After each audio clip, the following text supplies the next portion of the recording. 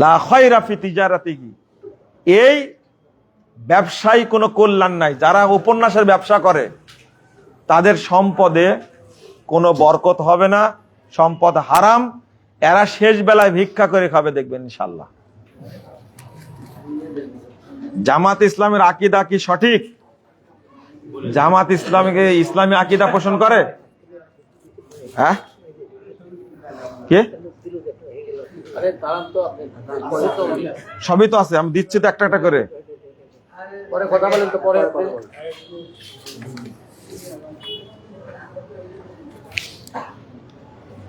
শোনেন, বাংলাদেশের আহলে হাদিসরা ছাড়া যত দল আছে সব দল সুফি আকীদায় বিশ্বাসী, সব দল সুফি আকীদায় বিশ্বাসী। এমনকি মওদুদী সাহেব পর্যন্ত সুফি আকীদার মধ্যে ঢুকে গেছিলেন। আর দ্বিতীয়ত, যারা হানাফি বলে বাংলাদেশে কোনো হানাফি নাই, এরা হলো আশআরী আর মাতুরিদি আকীদা, আশআরী এবং মাতুরিদি আকীদা পোষণ করে এরা। অর্থাৎ এই আকীদার সাথে সালাফি আকীদার কোনো সম্পর্ক নাই।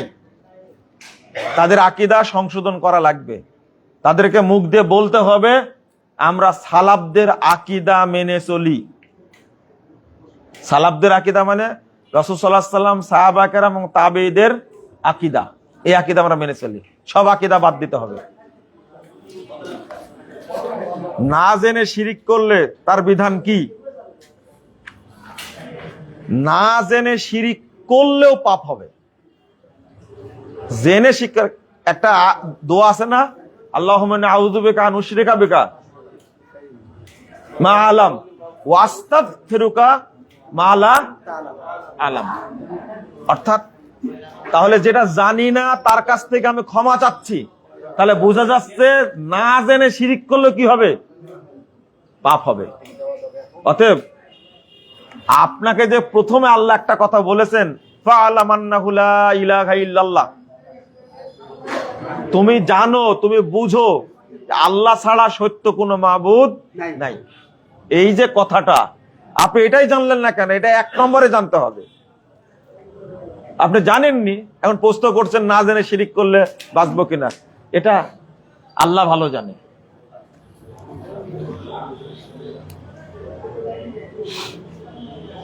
বিনা প্রয়োজনে মোবাইল ফোনে ছবি তোলা শিরিক। ছবি তোলা শিরিক কে বলেছে? আপনি হারাম হারাম হারাম বলেন এটা। আমি জানি না কে বলেছে এটা। রমাদানের শেষ 10 দিন ইতিকাফের ফজিলত সম্পর্কে জানতে চাই। রমজান মাস চলছে নাকি? এটা রমজান মাস আসুক, তারপরে বলে দেবো।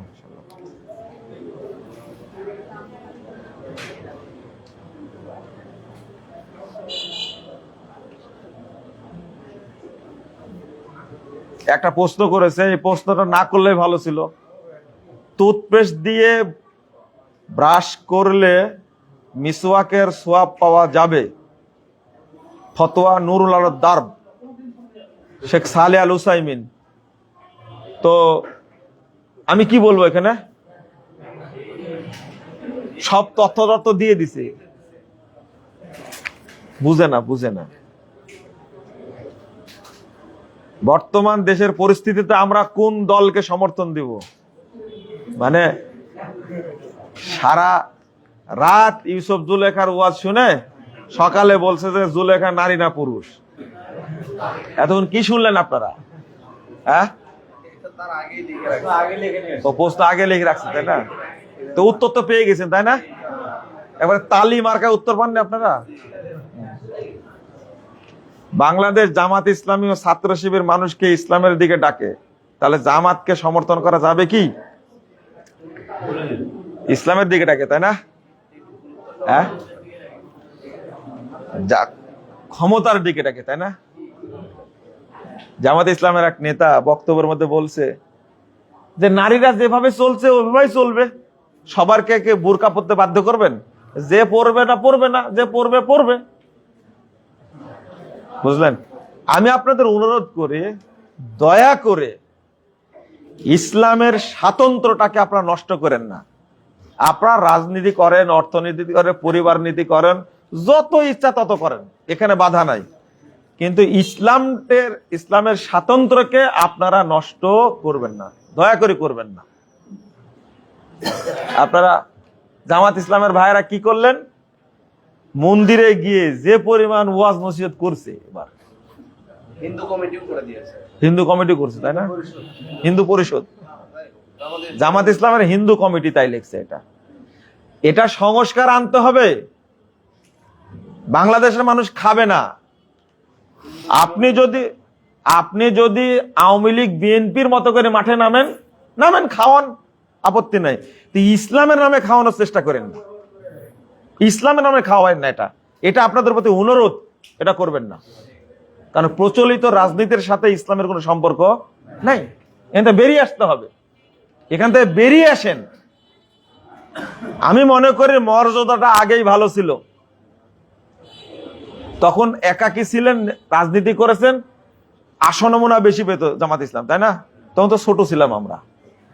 কিন্তু যখনই তাদের নীতি বদল হওয়া শুরু হয়েছে, তখনই অধঃপতনটাও কি শুরু হয়েছে।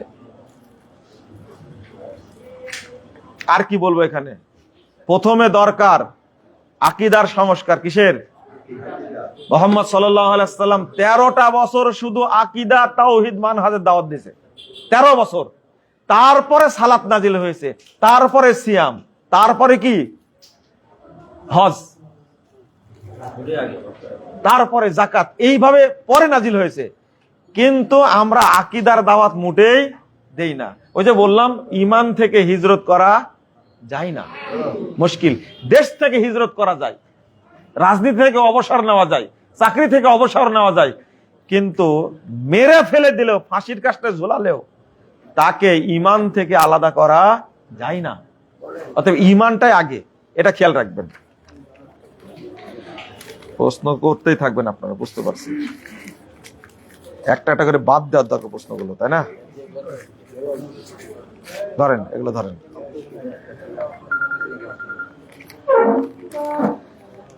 কেউ যদি এরকম মনে করে যে আল্লাহ তো পাপ ক্ষমা করেন, পাপ করে ক্ষমা চেয়ে নিব, তোমার পাপ কোনোদিনই ক্ষমা হবে না।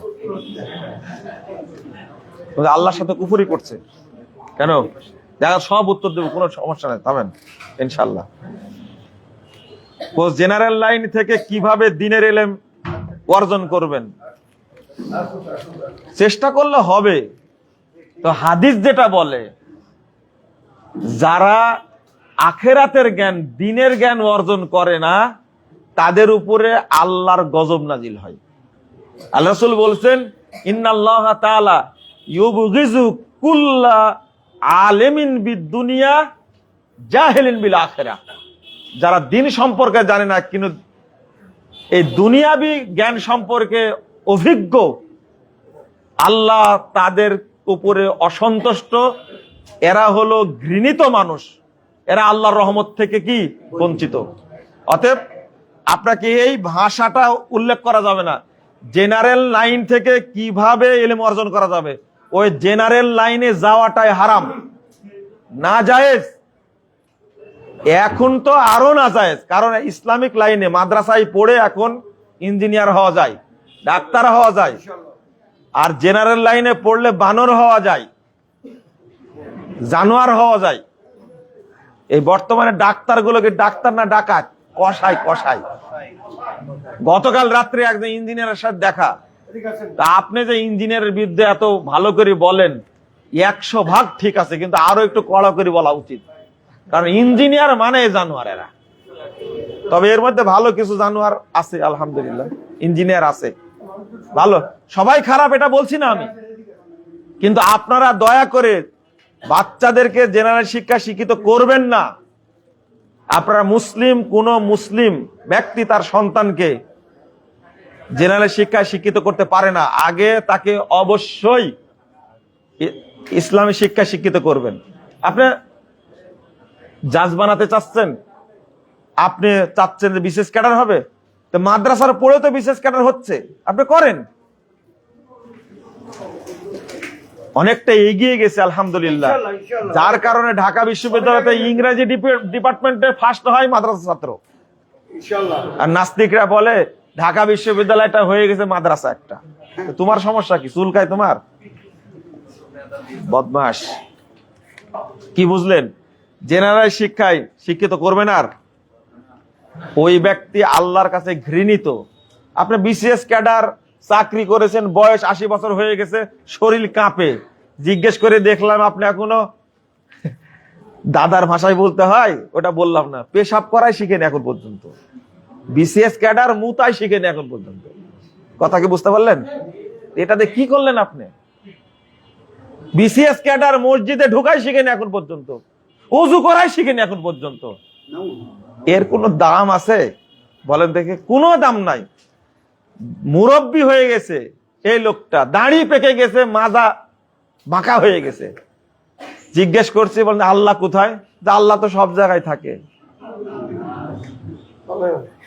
ও এখনো বিসিএস ক্যাডার কি, ও মানুষই হতে পারেনি এখন পর্যন্ত। যে বিশ্বাস করে আল্লাহ সব জায়গায়, সে কি মানুষ? সি সি সি, এটা কুফরি আকীদা। তাহলে আপনার এই শিক্ষা দিয়ে কি করবেন? আল্লাহ রাসূল বলছেন এরা আল্লাহর কাছে সবচেয়ে ঘৃণিত মানুষ। নাউজুবিল্লাহ। সহশিক্ষা কি জায়েজ? যা বললাম তো শুনলেনি আপনারা। হ্যাঁ, সহশিক্ষা জায়েজ না হারাম? হারাম। কিন্তু আমি বলে কি লাভ আছে? আমি বলার আগে আব্দুল্লাহ ইবনে ফজল বলেছেন, তার বক্তব্য শুনেছেন। তার পরে শুনেছেন আব্দুর রফ খুলনার কথা শুনেছেন। তারপরে অধ্যাপক মুবারক আলী সাহেবের কথা শুনেছেন, বড় বড় আলেমের কথা শুনেছেন, তারা মরে গেছে। তারাও বলেছেন হারাম। আপনার কানে ঢুকছে কি? আপনি একটা ধোঁকাবাজ, প্রতারক, আপনি একটা ক্রিমিনাল, একটা মুনাফিক, আপনি একটা ভণ্ড। এতদিন যাবৎ শুনছেন, এইগুলো মানেন না। আপনার অন্তরটা হলো মুনাফিকের কারখানা। পৃথিবীতে কেউ বলেনি, কোন আলেম বলেনি যৌতুক নেওয়া হালাল। বলেছে? কি বলেছে? হারাম। আপনি নেন কেন যৌতুক? আপনি মুনাফিক একটা। আপনি টাকনুর নিচে প্যান্ট এখনো পরেন, আপনি মুনাফিক একটা। 70 বছর যাবত ওয়াজ শুনছেন, আপনি মুনাফিক একটা। এটা সাধারণ মুনাফিক না, এটা টাটকা মুনাফিক। কত দিন থেকে শুনছেন আপনি? এটা মুনাফিক, আপনার ধোঁকাবাজ একটা। এই ধোঁকাটা কার সাথে? আল্লাহর সাথে। আল্লাহর সাথে। লজ্জা করে না আপনার? শরম করে না? কত বছর যাবত বক্তব্য শুনছেন, বুড়া হয়ে গেছে, মরে যাবে, এখনো দাড়ি টান দিয়া কাটে। টান দিয়া, বুঝছেন তো? চামড়া টাইনে ধরে ধরে কাটে। মুনাফিক নাতে কি এরা? কত বছর যাবত বক্তব্য শুনছে। হারাম। আবার জিজ্ঞেস করছে সহশিক্ষা কি জায়েজ? আপনার কানের মধ্যে জাহান্নামের শিখ ঢোকালে এটা বুঝবেন না আপনি। মুনাফিক। মুনাফিকের অন্তরে কখনো ঈমান ঢুকে না। একটু রেগে গেলাম, মাফ করবেন। গণতান্ত্রিক পদ্ধতিতে নির্বাচিত সরকার, এর আনুগত্য করা কতটুকু জরুরি? আমাকে আটকাতে চেয়েছেন, তাই না? আচ্ছা, প্রশ্নটা খোলাসা করি, আমার মতো করে প্রশ্ন করে উত্তর দিই, তাহলে ভালো হবে। আঙ্কেল, এরা দাঁড়ায় থাকবে, বুঝছেন? এদিকে শুনেন। আস্তাগফিরুল্লাহ, আল্লাহ যেন কবুল করে। গণতান্ত্রিক ভাবে নির্বাচিত এরা যদি গণতন্ত্র হারামি হয়, নির্বাচিত ব্যক্তিরা যদি নাজায়েজে হয়, জালসায় এরা কিভাবে প্রধান অতিথি হয়? এইটা প্রশ্ন করবেন আপনি, তাই না? প্রশ্ন তো এইটাই। এই জন্য করেছেন যে নির্বাচিত সরকারের আনুগত্য করা কতটুকু জরুরি। শুনেন, যারা মুশরিক, যেমন আবু তালেব যতদিন বেঁচে ছিল ততদিন তার তত্ত্বাবধানে মুহাম্মদ সাল্লাল্লাহু আলাইহি সাল্লাম দাওয়াতি কাজ করেছেন। কি ও মুসলিম ছিল না মুশরিক ছিল? এটা জায়েজ না না জায়েজ? হ্যাঁ, এটা বুঝেন না কেন আপনি? যদি তাদেরকে ব্যবহার করে ইসলামের সেবা নিতে পারেন, আপনি নেন। ইসলামের 12টা বাজায় না, ইসলামের সেবা নেন তাদের কাছ থেকে।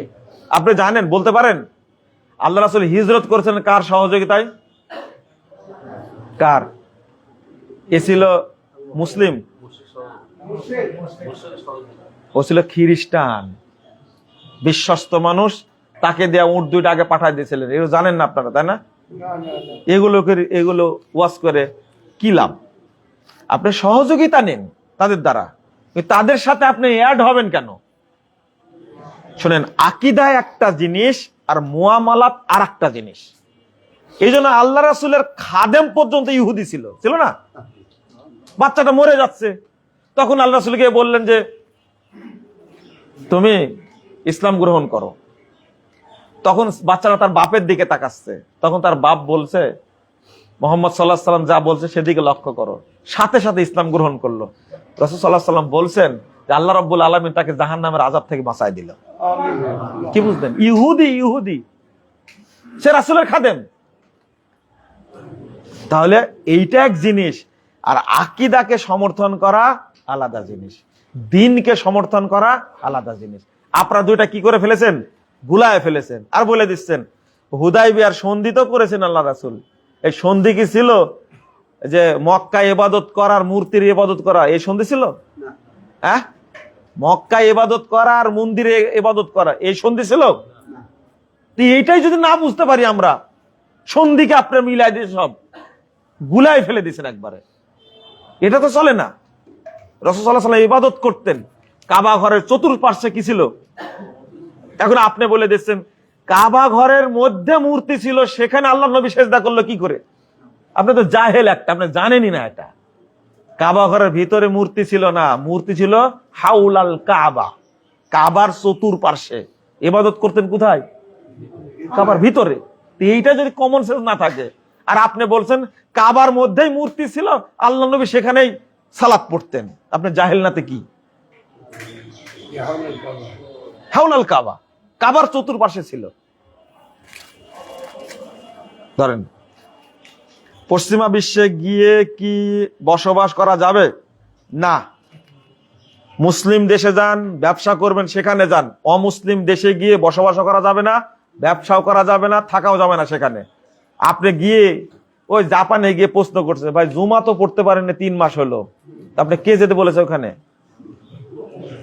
2 জন থাকলে জুমা পড়তে হবে, তাই না? হাদিস আসে না? ও 3 মাস যাবত পড়তে পারেনি জুমার সালাত, কে যেতে বলেছে ওকে? যে প্রশ্ন করছে তার আগে প্রশ্ন করেনি। কুফুরের দেশে মারা গেলে খবর আছে, সাবধান। সংক্ষেপে বলি, তাই না? এত প্রশ্ন করেছেন। কত বছর বয়সে বাচ্চাদের মসজিদে নিয়ে আসা যায়? এক ইমাম বলেছেন 7 বছরের আগে বাচ্চাদের নিয়ে আসা যাবে না। ওই ইমাম ওটা বাচ্চাদের ছোট থেকে নিয়ে আসবেন যতটুকু পারে। মসজিদে নববীতে বাচ্চাদেরকে নিয়ে যে খেলা করাতেন। আচ্ছা, হাসান হোসেনের বয়স কতটুকু ছিল? নানার পিঠের উপরে বসে থাকতেন, যতক্ষণ বসে থাকতেন ততক্ষণ সেজদা থেকে উঠতেন না মাথা। তাদেরকে আদর করবেন, নিয়ে আসবেন সাথে করে। যে সমস্ত বেহুদ্দা মুসল্লি বাচ্চাদের রাগে, ওদেরকে বল ভাই তুমি আসো না, বাচ্চারা আসুক। খবরদার, এটা সুন্নাহ। আর এটাই নিয়ম করেছে বাচ্চাদেরকে প্রথম কাতারে দাঁড় করতে হবে। কে বলেছে? শেষ কাতারে রাখতে হবে বাচ্চাদেরকে। এটা হলো একটা জাল হাদিস, একটা মুনকার হাদিস, এটা উল্লেখ করে বলে। আর ডিস্টার্ব করেন না, শেষ করে দেবো। আর কিছু করেন না ভাই, বসেন আপনি, বসেন, অনেক করেছেন আপনি। বাচ্চাদেরকে নিয়ে আসবেন তো একটা মাসালা শুনে নেন। 7 বছরে সালাত শিক্ষা দেওয়া শুরু করবেন, 10 বছরে পিটা সালাত পড়াবেন।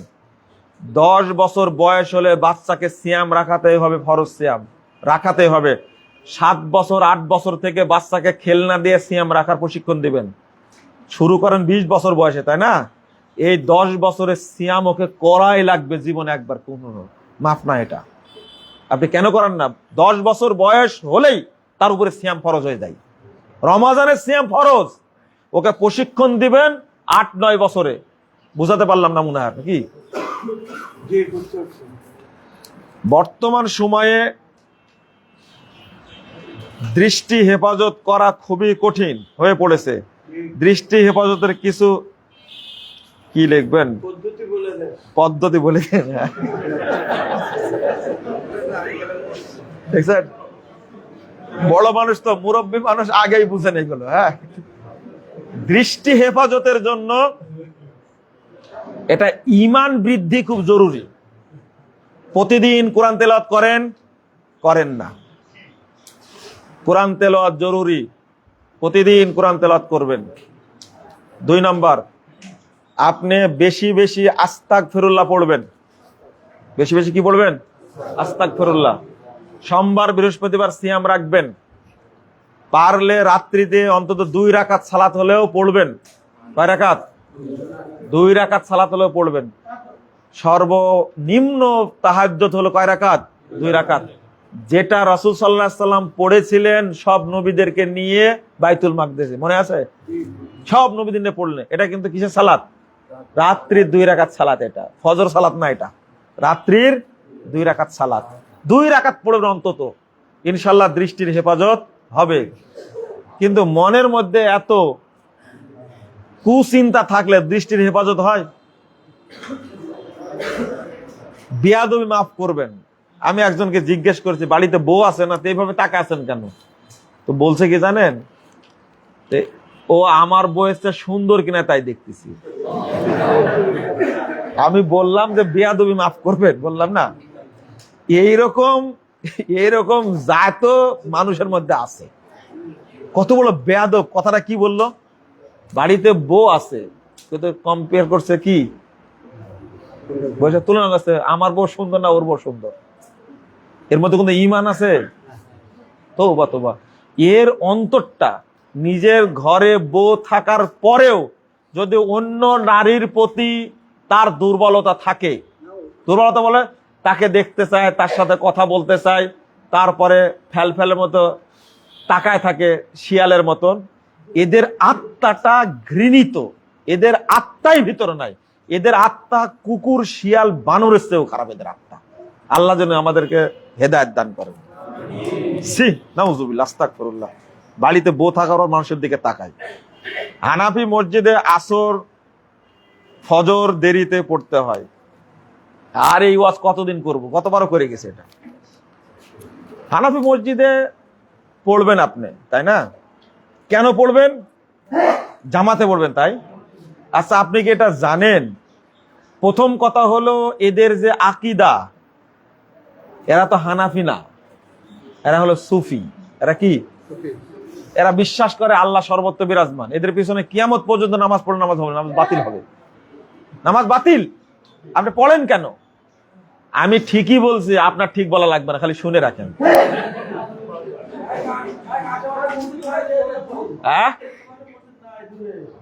বাড়ি আছে না আপনার?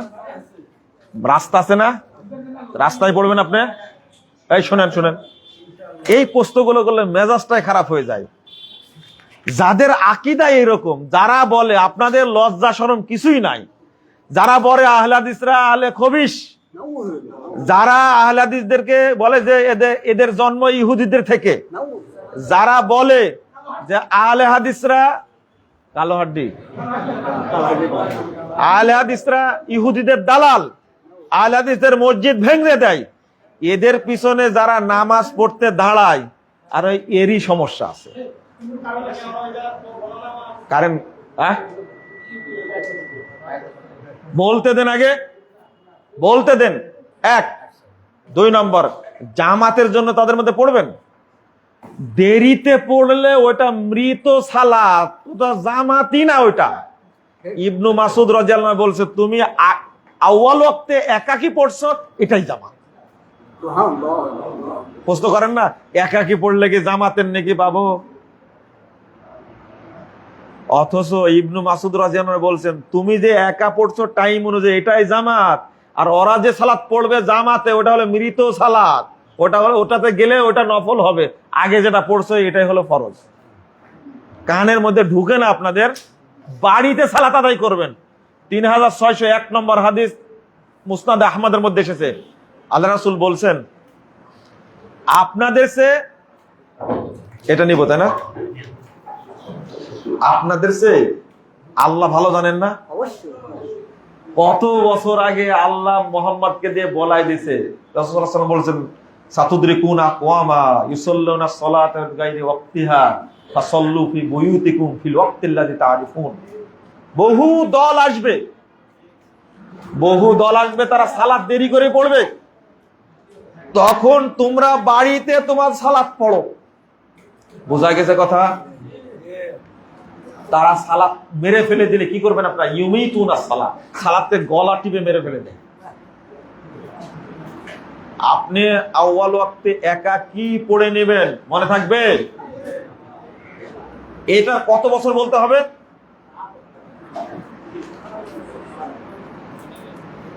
মেয়েদের পড়িয়ে, মানে মেয়ে স্টুডেন্টদের প্রাইভেট পড়িয়ে টাকা নেওয়া যাবে কি? প্রশ্ন করেছেন, ওদেরকে পড়ানো যাবে কিনা সেটাই বলেন। পড়ানোই যাবে না এদেরকে। ওই জন্যই তো কোনো ভালো মেয়েও পাওয়া যায় না, ভালো ছেলেও পাওয়া যায় না, সব নষ্ট আর নষ্ট। তাও লজ্জা হয় না, তাও লজ্জা হয় না। এই জন্য আগামী 10 বছরে বাংলাদেশের সন্তানগুলো 50% সব জারোর সন্তান পাবেন আপনারা। কারণ পেটে বাচ্চা যখন আসে তখন বিয়ে করে। তাহলে এটা কি বাচ্চা হলো? হ্যাঁ, এক মেয়ের বাপ নিজে আমাকে বলছে।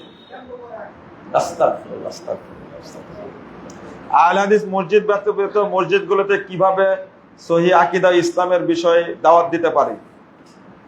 মার খায়েন না, দাওয়াত দিয়ে মার খায়েন না। আহলে হাদিস মসজিদে তাই দাওয়াত দেওয়া যায় না। আপনি দাওয়াত দিবেন, ইমামদেরকে পড়াবেন, বুঝাবেন। ওরা তো আপনারা আগে থেকেই বলে দিয়েছে যে এরা হলো কাদিয়ানি, এরা হলো ইহুদি। আপনার কথা শুনবেই না ওরা।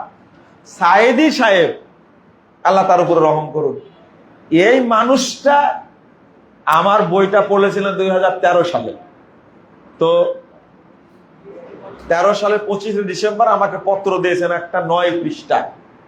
আমি 14 সালে 7 নভেম্বর গ্রেফতার হলাম। আমিও থাকলাম উনার সাথে 3 মাস 22 দিন। তো পত্রের শিরোনাম ছিল ভুল সংশোধনের সফলতা আছে, ব্যর্থতা নেই, লজ্জারও কিছু নেই। এই শিরোনামটা জামাত শিবিরের ভাইয়েরাই লোড নিতে পারেনি। এই শিরোনামটা এই ভালো করে শুনেন, ভুল সংশোধনের সফলতা আছে, ব্যর্থতা নেই, লজ্জারও কিছু নেই। এই শিরোনামটা আপনি লোড নিতে পারবেন না। এটা বলা মাত্র আপনার ওজন নষ্ট হয়ে যাবে। এত বড় পরিচিত, সারা পৃথিবীতে পরিচিত একজন আলেম, তিনি এই শিরোনাম লিখলেন, বই পড়লেন, এবং সালাত তো আমরা একসঙ্গে পড়েছি। তিনি এত বড় আলেম হওয়া সত্ত্বেও সংশোধন করে নিতে পেরেছেন। কিন্তু আপনি মুরগির খুল্লা পাহারা দেন, আর আপনার অহংকার এত বেশি, আপনি পড়েনও না আর মানুষকে বিভ্রান্ত করেন না। কোনো পত্র লেখেনি সাইদি সাহেব, এর মুজাফফর বিন মুহসিন মিথ্যা কথা বলছে। মিথ্যা কথা ইবলিসই তোমার সাথে পারে না, আমি কি করে পারবো তোমার সাথে? এরকম পত্র লিখেছেন সাইদি সাহেব, আপনারা তো বিশ্বাসই করেন না, তাই না? বিশ্বাসই করেন না আপনারা, তাই না? করেন না, দরকার নাই। শোনেন, এটাও ঠিক, সাইদি সাহেব রফুল আদান করে, তাই আপনিও যদি করেন তাহলে জাহান্নাম আপনার জন্য জরুরি। আপনাকে বলতে হবে মুহাম্মদ সাল্লাল্লাহু আলাইহি ওয়াসাল্লাম রফুল আদান করেছেন, তাই আমি করি। সালাত বাতিল, আগেই বাতিল হয়ে গেছে। রফুল আদানের হাদিস অস্বীকার করেছে, আমিনকে অস্বীকার করেছে, বুকে হাত বাঁধাকে ব্যঙ্গ করেছে, অস্বীকার করেছে। সালাত আর আছে? কোন দিন শয়তান বাতিল করে দিছে? হানাফি মসজিদের একামতের শব্দগুলো 2 বার করে দেয়। আপনি 2 বার করে না বলে 1 বার করে বলবেন, কোনো সমস্যা নেই। রাতে সূরা মুলক পাঠ কারীর কবরে আযাব হবে না মর্মে সহিহ হাদিস আছে কি? হ্যাঁ, হাদিস সহিহ, হাসান হাদিস, আলমানি হাসান বলেছেন। তবে কিন্তু হাতুড়ি লোকের কথা শুনবেন না। হাতুড়ি লোক বুঝেন তো কি লেখছে ভাই? এটা ও প্রশ্ন এইদিকে শেষ করে দিই। আউয়াল ওয়াক্তে সালাত শুরু কত সময় পরে? আমাদের জোহরের ওয়াক্ত শুরু 11:46-এ, সালাত হয় 12:45-এ। এটা কি আউয়াল ওয়াক্ত? হ্যাঁ, পাগলে ধরছে, কুত্তায় কামড়াইছে আপনাকে। শুনেন, আউয়াল ওয়াক্ত ভালো করে শুনেন, ওয়াক্ত হয়েছে 11:46-এ। এখান থেকে 15 থেকে 20 মিনিট টাইম নেবেন, নিয়ে জামাত করে দেবেন। আমি আঙ্কেল ভালো করে শুনেন, আপনার হায়াতে এটা প্রতিষ্ঠা করে যেতে হবে, বলেন ইনশাআল্লাহ। শোনেন, আমার আব্বা এমন একজন মানুষ, বেচারি এখনো বেঁচে আছে। আমি বললাম যে আব্বা, সালাতের টাইম হচ্ছে এটাতে, আজান দেন এটাতে, কারণটা কি? তাহলে কি করতে হবে বলো? যে মক্কা হজ টজ করে আসলেন, দেখলেন না ওয়াক্ত হওয়ার সাথে আজান দিয়ে দেয়? হ্যাঁ। তুমি বলছো যে ওয়াক্ত হওয়ার সাথে সাথে আজান দিতে হবে? হ্যাঁ, দিতে হবে। শুরু করে দিল, চলছে 3-4 বছর যাবত চলছে। 11:50 রাজশাহীতে ওয়াক্ত হয়, আজান জহরের দিয়ে দেবে একবার, 20 মিনিট পরে জামাত। মানুষ আসলো কে আসলো না দেখার বিষয় না। তাহাজ্জুদের আজান প্রতিদিন হচ্ছে। যদি কারো সাহস থাকে আসুক, আমাকে বলুক, বুঝায়, কারো সাহস থাকলে। বুঝেননি আপনারা? তাহাজ্জুদের আজান হয় প্রতি রাত্রিতে। আজকে আজান হয়েছে 3:15-তে। আমি আজকে মাদ্রাসায় ছিলাম। কথা কি বুঝছেন? কানে ঢুকছে? পারেন না কেন? এটা পারার জন্য সাহস লাগে। আবু সাইদ খুদরির মতো সাহসী হওয়া লাগে। কথা বুঝতে পারলেন? আয়েশা রাদিয়াল্লাহু আনহার মতো সাহসী হওয়া লাগে। এমনি হবে না। আমি সারা বাংলাদেশের আহলে হাদিস মসজিদের মুতল্লি, সভাপতি, সেক্রেটারি, সদস্যদেরকে বলবো, মুসল্লিদেরকে বলবো, আসর পারেন সঠিক টাইম আজান দিতে, ফজর পারেন সঠিক টাইম আজান দিতে, জোহর কেন পারেন না আপনারা? বেদাতীদের সাথে আপোষ করবেন কেন? আজান হয়ে যাবে, ওয়াক্ত হয়ে যাবে, আজান দিয়ে দিবেন, টাইম দিয়ে দিবেন, আধা ঘন্টা দেন আপাতত, আধা ঘন্টা পরে জামাত হবে, করেন আপনি, কোনো সমস্যা নাই। পারবেন না আপনারা? এই আজানের পরে যদি আধা ঘন্টা ইয়ে করে দেই তার সমস্যা নাই। হ্যাঁ, আজান হয়ে যাবে, আজান দিয়ে দিবেন। হ্যাঁ, আজান প্রবলেম না। আলহামদুলিল্লাহ, আলহামদুলিল্লাহ, করে নেবেন। আরে ফজরের আজান দেন আপনি কত আগে? আরে দরকার হয় তাহাজ্জুদের আজান তো ভাই। হ্যাঁ, কি কর? আমাদের আল্লাহর কিছু মসজিদ আছে, হ্যাঁ, সেখানে ফজরের সালাতের আজান হয় 15 মিনিট। না না না, এটা চলবে না। না, এই যে আমার আঙ্কেল একটা কথা বলেছে খুব সুন্দর, আমরা ফজর তাহাজ্জুদের আজান দেওয়া শুরু করব। আল্লাহ যেন কবুল করে, বলেন আমিন। শুরু হোক সারা বাংলাদেশে। এই মৃত সুন্নাতকে জীবিত করা লাগবে, করেন। আল্লাহ রাসূল কি বলছেন? এই মানুষটা মারা গেলে যে চালু করলো, আল্লাহ রাসূল সাল্লাল্লাহু আলাইহি ওয়াসাল্লাম বলছেন কাল কিয়ামতের মাঠে ও 50 জন শহীদের মর্যাদা পাবে। একটা সুন্নাতকে রক্ষা করা কত মর্যাদার ব্যাপার। আমিন জোরে বলছে, পিটাই আছে। আমিন জোরেই বলা লাগবে, পারবেন তো ইনশাআল্লাহ? মসজিদ ফাটায় দিবেন একবার, আমিন জোরে বলবেন, জানে যাতে যারা ইহুদি পন্থী তাদের কলিজাটা কেঁপে উঠে, যেন ওদের কলিজা থেকে যেন ইবলিস দূরে চলে যায়। কথা বুঝতে পারলেন? আমিন যেখানেই বলবেন জোরে বলবেন, মায়ের খেয়ে এসে বলবেন আমাকে মারছে, আপনার জন্য দোয়া করব, আল্লাহ তুমি এই মানুষটাকে বেলালের সাথে জান্নাতে রাখো, আম্মারের সাথে জান্নাতে রাখো, তাই দোয়া করব। কিন্তু বেদাতীদের সাথে আপোষ না। আরে রফুল আয়দিন করে ফাঁসির কাস্টে ঝুলে মুরজম হোসাইন, মাকতুম হোসাইন, তিনি পর্যন্ত 82 বিঘা সম্পদকে বাজেয়াপ্ত করা হয়েছে, কিন্তু রফুল আয়দিন করা ছাড়েনি। আর আমিন বলা ছাড়বো আমরা? রফুল আয়দিন করা ছাড়বো? সারা বাংলাদেশে আমিনই প্রতিষ্ঠিত হবে ইনশাআল্লাহ। মাজার পূজা, কবর পূজা, পীর পূজা, বাংলাদেশ আবার স্বাধীন হবে। এই পূজাগুলো থাকবে না ইনশাআল্লাহ, থাকবে না, আবার স্বাধীন হবে বাংলাদেশ ইনশাআল্লাহ, স্বাধীন আবার হবে। তুমি আতরের ডিব্বায় ঠেলা মেরেছো, এই সুগন্ধি বাংলাদেশ সব জায়গায় যাবে ইনশাআল্লাহ। কিসের বেরলবে আর কিছু দেওবন্দি, এই সুট কি গোষ্ঠী থাকবে না বাংলাদেশ ইনশাআল্লাহ। গণতন্ত্র, সমাজতন্ত্র, পীরতন্ত্র এর গোষ্ঠী থাকবে না, এর শিকড় উপড়ায় ফেলবো ইনশাআল্লাহ। সংগঠনের নিকট বায়াত নেওয়া যাবে কি? খুব মজা, বায়াত খুব মজা, তাই না? হ্যাঁ, বায়াত নেওয়া হারাম, মনে থাকবে। এই বায়াত চলবে না, বেদাতি বায়াত চলবে না। কতবার বলছি, কোন আলেম বায়াতের প্রতি একমত না। একজন ব্যক্তি এটাকে বৈধ বললে আপনিও কি বৈধ বলবেন? হ্যাঁ, খবরদার, এই ব্যাপারে একটু সাবধান থাকবেন আপনারা।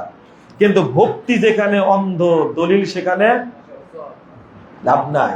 আমার কথা কি মানবেন আপনারা? আলবানির কথা কি মানবেন? ইনশাআল্লাহ না না, আঙ্কেল বলছে কি জানেন? আঙ্কেল খেপে গেছে, না না বাদ দিব না, আজকে বায়াত করে উঠবো, থামেন। বলছেন কি জানেন? শোনেন, তোর মায়ের নেবে ইনশাআল্লাহ। বলছেন আলবানি কানা মানুষ কি জানে, কি ইমাম ইবনে বাজ কানা মানুষ কি জানে? আস্তাগফিরুল্লাহ, আস্তাগফিরুল্লাহ। এরা কি আহলে হাদিস? হ্যাঁ, এরাই আহলে কবিশ। হ্যাঁ, রাইট। যারা এই ধরনের কথা বলে, আরে মানহাজ কিসের? বুঝেন না কথা? মানহাজ কিসের? আরে মানহাজ ছাড়া একজন মানুষ মুসলমানই না। মানহাজ ছাড়া একজন মানুষ হেদায়েতই পাবে না।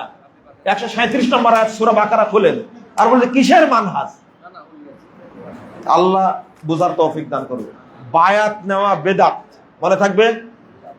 বায়াত নেওয়া হারাম, নিবেন না। আর কেউ যদি বায়াত নিয়ে থাকেন, মানে ওকে এমন ভাবে ঘৃণা করবেন এই বায়াতটাকে, তওবা করবেন। ওকে তওবা, বুঝতে পারছেন? যে আল্লাহ এই বায়াত করে আমি পাপ কাজ করেছি, তুমি আমাকে মাফ করে দিও। জুমার দিনে 2 আজান দেওয়া কি বেদাত? না। জুমার দিনে বর্তমানে যেভাবে আজান হচ্ছে এটা বেদাত, এটা বেদাত। কিন্তু উসমান রাদিয়াল্লাহু আনহুর আজান কি বেদাত না। বুঝে ফতোয়া দিবেন। একজন বলছে যে উসমানের আজানও বেদাত ছিল। আহলে হাদিসের ঐক্যের ব্যাপারে আপনার বা জমিয়ত আহলে হাদিসের কোনো পরিকল্পনা আছে কি? কি ওয়াজ করলাম আপনাদের কাছে? ওয়াজ করিনি আজকে ঐক্যের ব্যাপারে? প্রশ্ন তো আগে করেছেন। রেজাল করিম আবরার বলেছে তোরা 2-4টা চটি বই পড়িস। আমাদের আলেমরা যে বই লিখেছে তা দিয়ে কবর দেওয়া যাবে। ও রেজাল করিম আমরা, হ্যাঁ না, আমার এই বন্ধুটা খুব গালিগালাজ করে। কোনো বক্তব্য নাই যে আমাকে গালি দেয়, খুব গালি দেয়। আপনারা দোয়া করেন আল্লাহ যেন তার মুখটা অন্তত ভালো করে দেন। কেউ আমিন বলেন? একজন বলেছে শুধু, এক জায়গায় কেউ আমিন বলেন না। আমিন বলেন, বলছে আপনিই বলেন, আমরা বলবো না। আহলে হাদিসদের এত গালি দেয়, ও বলে না তাই না? আচ্ছা, এত গালি দিতে হবে আলে ওলামাকে? এই যে কথাটা বলেছে, আমাদের কাছে আহলে হাদিসদের কাছে যে কিতাব আছে ওরা চোখেই দেখেনি। কথা বোঝা গেছে? আমরা আমাদের কিতাবটা কবর দিতে চাই না। কোরআন এবং হাদিস এই দুইটা এমন কিতাব, এমন কিতাব এই দুইটা। একজন মুরব্বী বলেছিল কোরআন হাদিসে থাকলে আর লম্বা লম্বা বইয়ের দরকার হয় না। কথা বুঝতে পারলেন? কোরআন হাদিসে নাই বলেই রাসূল সাল্লাল্লাহু আলাইহি ওয়াসাল্লামের কোরআন দ্বারা হয়েছে, হাদিস দ্বারাই হয়েছে। তো তোমাদের এত বড় বড় কিতাব লাগে কেন? বুঝেননি কথা? আমরা কোরআন হাদিস দ্বারা, কোরআন হাদিস ভিত্তিক বই দ্বারা শুধু কবর দিতে চাই না, সারা পৃথিবীর সমস্ত মতবাদকে কবর দিতে চাই। এত বই আছে আমাদের কাছে আলহামদুলিল্লাহ। এই আবরারের কথা আপনি শুনেন, আপনার কান নষ্ট হয়ে গেছে, নিঃসন্দেহে নষ্ট হয়েছে। আপনার কান নষ্ট হয়েছে নিঃসন্দেহে। এর কথা শুনলে যদি কুকুর বানরের কথা শুনে তবু পিঠ হয়ে যাবে। আপনি শুনলেন কি করে? একই দিনে আপনার জুমার খুতবা ও সালাফি কনফারেন্স রাজশাহীতে। আজ এই নিয়ে মসজিদে অনেক কথা হয়েছে। কেন খুতবা বন্ধ করে দিবেন? আঙ্কেল এটা তো ভুল করেছেন, আজকে খুতবাটা অফ রাখতেন, যেহেতু রাজশাহীতে সালাফি কনফারেন্স, তাই না? এগুলো হলো না? এটা কোনো প্রশ্ন হলো? এটা কোনো প্রশ্ন হলো? আপনার মাথায় মনে সমস্যা আছে। খবরদার, প্রশ্নকারীকেও মাঝে মাঝে আমি ধুলাই দিই, আপনাকে ধুলাই দেওয়ার দরকার। আপনি কেন লিখলেন এটা? সব আলেম সালাফি কনফারেন্স যাবে, কে বলেছে? তাহলে মসজিদে খুতবা দিবে কে? আপনি দিবেন খুতবা? হাত তোলেন, হাত তোলেন, খুতবাটা আপনি দিবেন। কি বাজে কথা লেগেছে! আপনার অন্তরটা এত খারাপ, মনে হচ্ছে আপনার অন্তরে শয়তান বসে আছে। এতক্ষণ কার বিরুদ্ধে ওয়াজ করলাম?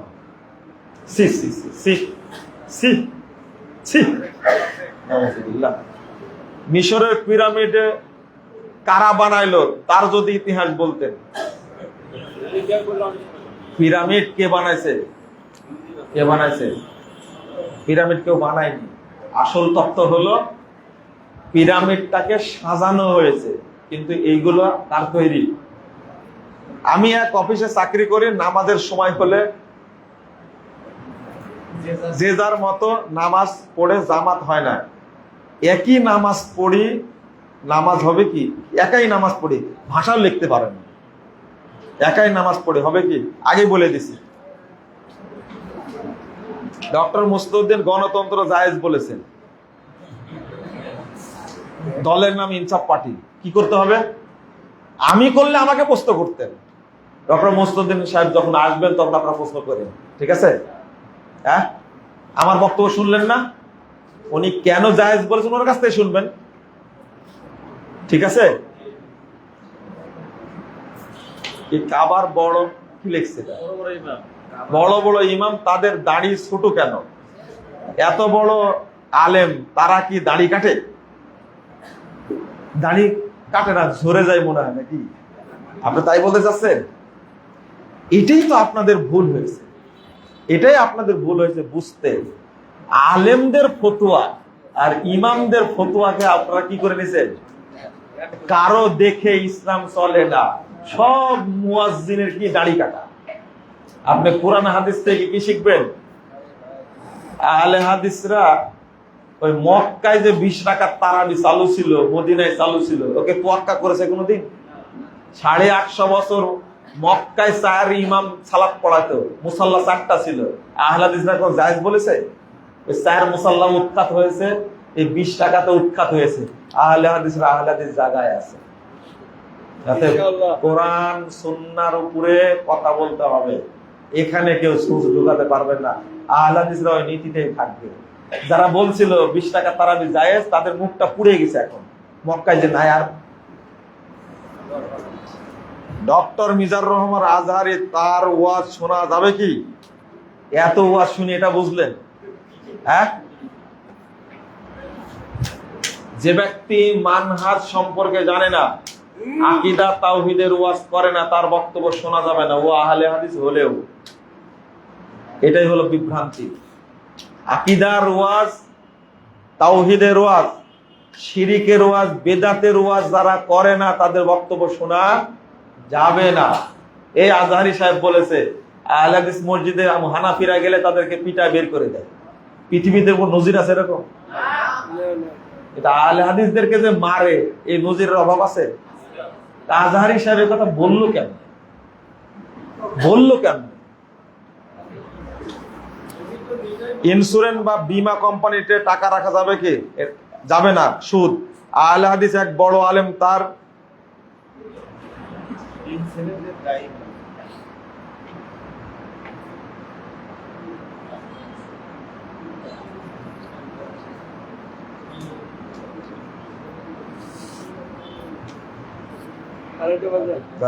শেষ করে দেবো।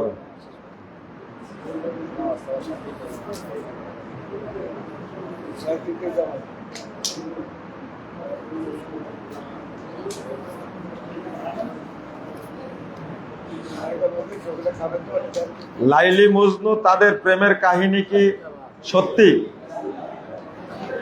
তওবা করেন, তওবা করেন। কি লেখছে এটা? এটা বুঝতে পারলাম না। রচনা লেখছে, রচনা। মসজিদের আযানের 5 মিনিট আগে মসজিদে প্রবেশ করলে কি করব? সালাত পড়ে বসবেন, সালাত পড়বেন।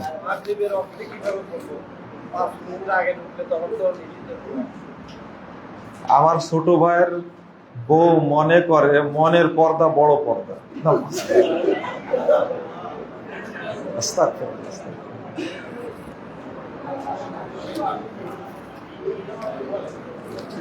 মনের পর্দা বড় পর্দা, হ্যাঁ?